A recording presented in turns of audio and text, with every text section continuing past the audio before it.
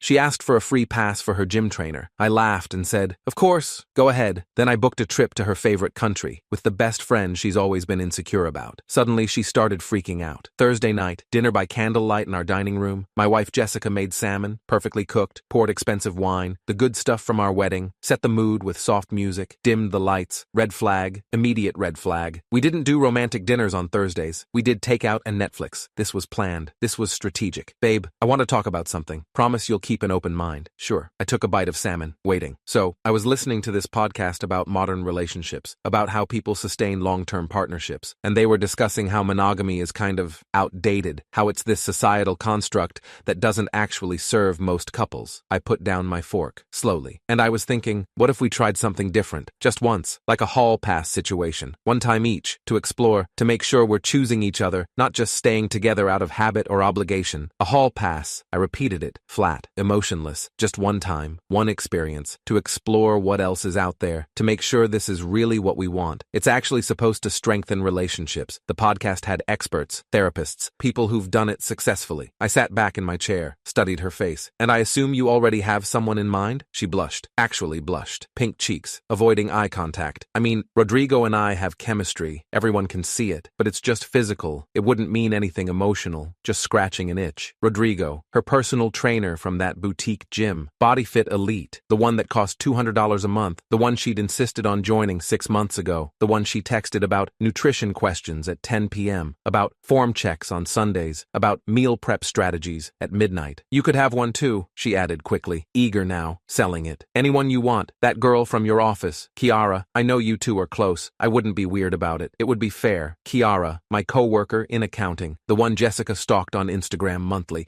the one she called desperate for wearing makeup to work, the one she called trying too hard for dressing professionally, the one she'd made snide comments about for 3 years." I took a sip of wine, long sip, let the silence stretch, then smiled. "You know what? Shoot your shot." Her eyes went wide, shocked. "Really? You're okay with this?" "Yeah, absolutely. Go for it. Have fun. And I'll take you up on that hall pass too. Fair is fair." She practically vibrated with excitement, giddy, like a teenager. "Oh my God. Really? When should we do this? How should we coordinate?" "Next weekend works for me. You? Perfect. That's perfect." Already pulling out her phone, already texting someone, probably Rodrigo. "This is so healthy, so mature. I'm so glad we can be this open with each other." She spent the rest of dinner glowing, smiling, texting, planning, probably planning her outfit, probably planning the hotel, probably planning every detail of her night with Rodrigo. I finished my salmon, complimented the meal, helped clean up, and started making my own plans. See, what Jessica didn't know was that Kiara had invited me to a work conference 3 weeks ago. Wine Country, Napa Valley, 3 days, Thursday through Sunday, analytics summit, boring presentations, good wine, beautiful location. I'd turned it down because Jessica would have freaked out, would have accused me of having an affair, would have stalked both our Instagrams, would have made my life hell for traveling with an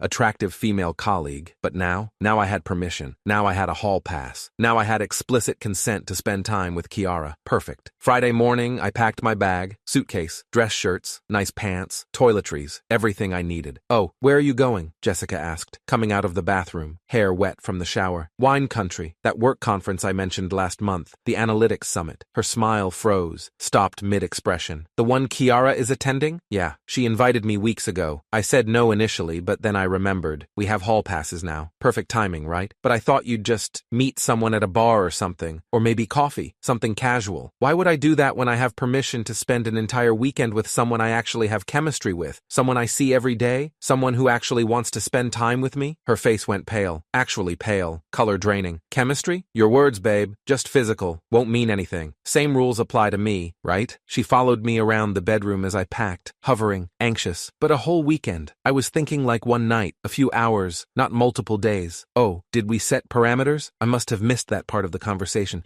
You said hall pass, didn't specify duration, didn't specify boundaries. Wayne, this is different. Kiara actually likes you, like emotionally likes you, It's not the same. And Rodrigo doesn't like you? Those 10 p.m. texts about nutrition are purely professional? The Saturday morning training sessions that go 2 hours? The way he touches your back when showing you form? She couldn't answer. Mouth opening, closing, no words coming out. Look, I said, zipping my bag. Calm, reasonable. You wanted hall passes. We have hall passes. Equal opportunity. I'll be back Sunday night. You have the whole weekend with Rodrigo. Enjoy. Maybe we should talk about this more. Set some ground rules. Discuss expectations. Really looked at her. You literally have a wax appointment today. Brazilian. On our shared calendar. At 2 p.m. Wasn't exactly subtle. Shoot your shot. Remember? Her forehead. Grabbed my suitcase. See you Sunday. Have fun with Rodrigo. Get that itch scratched. Called me 17 times before I reached the airport. I watched the phone buzz. Decline, decline, decline. Texted dozens of times. Messages flooding in. Can we talk about this? I think we should set boundaries first. Too long. Why aren't you answering? This isn't what I meant. Please come home. We need to discuss this like adults. Answer your phone. I sent one response as I walked through security. Phone off for the weekend. Want to be fully present. No distractions. Have fun with Rodrigo. Turned off my phone and boarded the plane. I landed in San Francisco 3 hours later. Turned on my phone at baggage claim. 43 missed calls. 147 texts. 12 voicemails. The text highlights, "This is manipulation, punishing me for being honest. Kiara is a predator who's been waiting for this. I changed my mind about the hall pass. We're done. Please, Wayne. Please. I love you. Come home now, or I'm filing for divorce." Screenshot everything. Every single message. Every threat. Every accusation. Sent them to my email. Evidence. Then texted back. Just landed. Conference starts in an hour. Weather's beautiful. Hope you're enjoying your weekend with Rodrigo. Me at baggage claim. Black dress. Professional. Heels. Hair pulled back. Ready for thrilling data analytics presentations? She asked, smiling. Living the dream. Here's the thing nobody knew. Nothing was going to happen with Kiara. She had a boyfriend she was crazy about. Marcus. 3 years together. Talking about marriage. He'd actually flown out with her. Was staying at the same hotel. Attending the spouse events. And I was married to someone I thought I knew. Someone who was currently losing her mind. Attended boring presentations. Data visualization. Wine at networking events. Made small talk with colleagues from other offices. Jessica didn't know that. Jessica didn't know Marcus existed. Jessica didn't know this was completely innocent, and I wasn't about to tell her. Things on Instagram that weekend. Strategic posts. Calculated posts.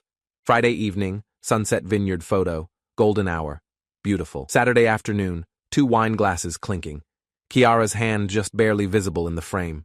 Her bracelet showing. Better wine. Sunday morning. Hotel pool at night. Lit up. Empty. Romantic. Couldn't sleep. Got an immediate response. Phone calls, messages, panic. I didn't answer any of them. Saturday afternoon, her texts changed tone. Shifted from anger to desperation. I didn't go through with Rodrigo. I'm home alone. This was a mistake. A huge mistake. I love you. Then Saturday night around 11 p.m. If you're with her, I'm calling Rodrigo right now. See how you like it. Do what makes you happy, babe. You have my blessing. Sunday morning, I woke up to absolute chaos. My phone was exploding. Buzzing nonstop. Messages flooding in. Apparently, Rodrigo had come over Saturday night to our house, our home, but it hadn't gone how Jessica imagined, hadn't gone according to her fantasy. According to her frantic 3 a.m. texts, Rodrigo was confused when she answered the door in lingerie, thought she'd invited him over for extra training sessions, for workout advice, for meal planning help, blamed the hall pass situation, that her husband was away with another woman so she wanted to sleep with him. He got extremely uncomfortable, said he doesn't get involved with married clients, said it was unethical. Said it was against gym policy. And he has a girlfriend, serious girlfriend, they live together. The texts got increasingly wild. He has a girlfriend, a live-in girlfriend. He thought I was insane. He thinks I'm pathetic. He left. This is your fault. You knew this would happen. You planned this. Then came the kicker around 7 a.m. I know what you're doing with Kiara. I know what you're doing to me. I'm driving to Napa. I'm coming to that hotel. God, no. Actually did it. She actually drove 3 hours to Napa Valley. She stormed into the hotel breakfast area Sunday morning around 10 a.m. I was sitting with Kiara and 3 other colleagues from our company. Tom from IT, Sarah from HR, Mike from sales. All of us having continental breakfast, coffee, pastries, presentations. Where is she? Jessica screamed from the entrance. Everyone in the restaurant stopped. Forks mid-bite, conversations halting, all eyes turning. Kiara raised her hand awkwardly, confused. Hi Jessica. I'm Kiara. We met at the Christmas party. Pointed at her. Aggressive. Accusing. Stay away from my husband, you home-wrecking bitch. We're at a work conference. Kiara said. Professional. Colleagues. Play innocent. I know what's happening here. I know what you've been doing. The wine, the pool, the whole weekend. Outside. This isn't. Let everyone know what kind of person she is. Let everyone see what a homewrecker looks like. Kiara's boyfriend walked in from the lobby, holding 2 coffee cups. Tall, handsome, confused. They only had oat milk, not almond. That okay? Saw the scene. Dead silence. Complete silence. Stared at him, mouth open. Her boyfriend? Kiara said. Standing now, uncomfortable. This is Wayne's wife, Jessica. Jessica, this is Marcus, my boyfriend of 3 years. He came with me on the trip. More silence. Heavy silence. Everyone in the breakfast area was staring. Phones out. Recording, probably. Office gossip for months. Jessica looked around wildly, desperately, realizing what she'd done, realizing she'd just made a massive scene over nothing. Instagram. The wine team was there, Kiara said, gesturing to our colleagues. We all had dinner together Friday. All went wine tasting Saturday. It's a work conference. Sarah from HR nodded. Yeah, there were like 15 of us at dinner. Wayne talked about you the whole time, actually. Showed us wedding photos. Turned to me. Tears starting. Voice breaking. You made me believe you think exactly what you wanted to think. Just like you wanted me to think Rodrigo was available and interested and waiting for you. You wanted me to believe you'd thought this through. Completely different. It's really not. You wanted a hall pass for a fantasy. I took a hall pass for a work trip. Same rules. Same freedom. Same trust. She ran out. Stumbling. Crying. Everyone watching. I found her in the parking lot 10 minutes later. Sobbing in her car. Makeup destroyed. Hands shaking. I'm such an idiot. I'm such a fucking idiot. I ruined everything. Our marriage, my reputation, everything. We sat in silence, in the driver's seat, me leaning against the passenger door. Then she said quietly, voice small, can't go back to that gym. Can't face Rodrigo. He thinks I'm a desperate housewife now. He thinks I'm pathetic. I threw myself at him and he rejected me. I leaned against her car, my arms, looked her dead in the eye. Stupid game and won a stupid prize. Her phone buzzed, completely white, drained of all color. She showed me the screen with shaking hands. A text from an unknown number. This is Alicia, Rodrigo's girlfriend. Happened last night from Rodrigo. You're banned from BodyFit Elite effective immediately. Also banned from my salon, Alicia's hair studio. Don't want that energy in my spaces. Don't contact Rodrigo again. Small town. Big gossip. Everyone knew everyone. Jessica looked up at me. Mascara running down her cheeks. Eyes red. Completely destroyed. Humiliated. Broken.